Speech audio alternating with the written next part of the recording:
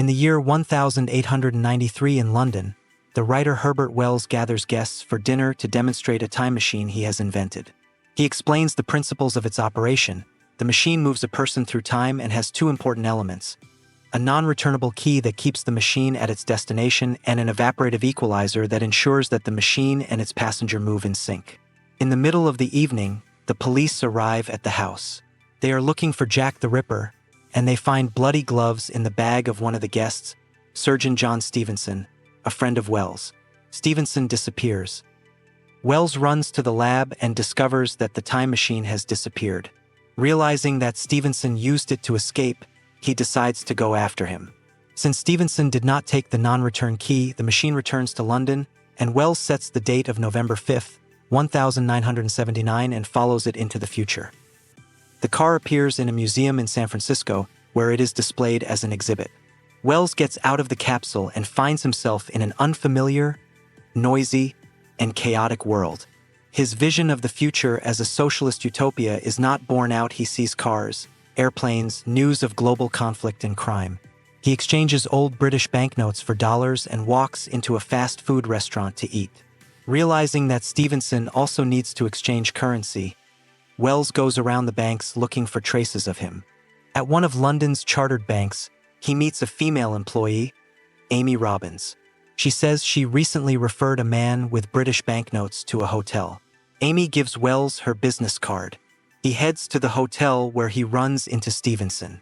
The latter confesses that he enjoys the violence of the modern world where he feels at home. He tries to wrest the irretrievable key from Wells, but in the midst of the fight, a maid enters the room and Stevenson flees.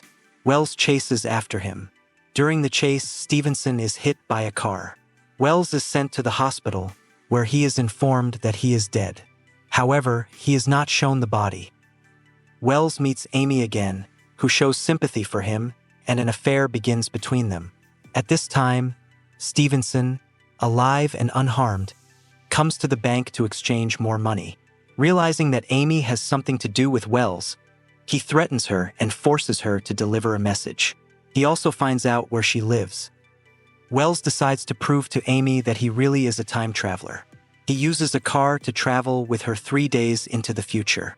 In the future, she is horrified to see a newspaper headline referring to her own death as the 5th victim of the San Francisco Ripper. They return to the present. Wells convinces her to stop the killer by preventing the murder of the 4th victim and then Amy herself. They lag behind and can only call the police. In the meantime, Stevenson kills another woman. The police arrest Wells because he knows details of the crime that have not yet been reported in the press. Amy is left alone and finds herself in a vulnerable position.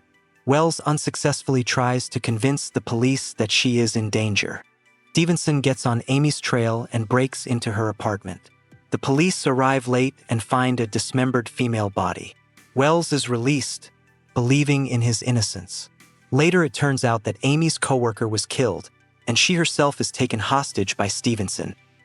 Stevenson contacts Wells and demands that he give up the irretrievable key. He intends to use the time machine to escape to another time. Wells takes Amy's car and goes to the museum where the time machine is located. There he meets Stevenson, who holds Amy in jeopardy. While Wells distracts Stevenson, Amy manages to escape. Stevenson activates the machine, but at that moment Wells removes the vaporizer equalizer from it. As a result, the machine stays in place and Stevenson disappears. He becomes a traveler lost in time with no way to stop.